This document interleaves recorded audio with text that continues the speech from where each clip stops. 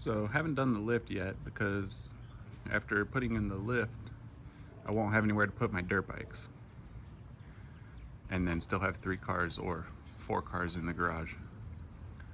So I looked into building sheds, and for what those shed building kits cost, the square footage wasn't that great. So what I actually ended up doing was finding a guy that builds carports, and he's just gonna frame up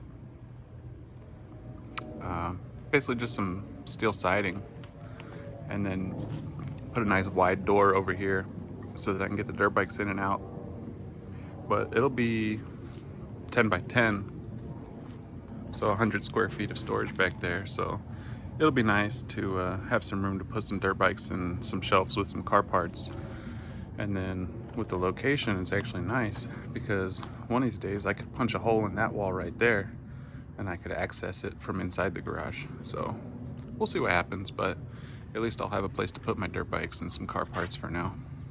Many months later.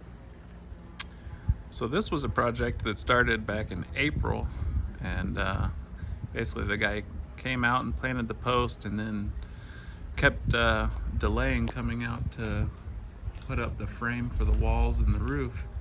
He decided to show up today, so I'll have a nice little 10 by 10 storage here once it's all finished. It'll be nice to have a place to put car parts so I don't just have exhausts hanging on the side of the house. So several weeks later, after they came out, they came back out today and framed out a door and put some of a roof on, and then hopefully they'll be back tomorrow to finish up. While I was waiting for them to come back out, I had sourced some thick rubber gym floor mats to use as a floor in here, and then I have some just generic weed blocker that I'm gonna put down underneath it. So it isn't gonna be anything pretty or fancy, but it'll be a nice place to store car parts and at least keep the weather off of them. All right, there it is, the finished 10 by 10 storage area. It's about as basic as it gets. The only upgrade was the color I went with to match the color of the trim of our house.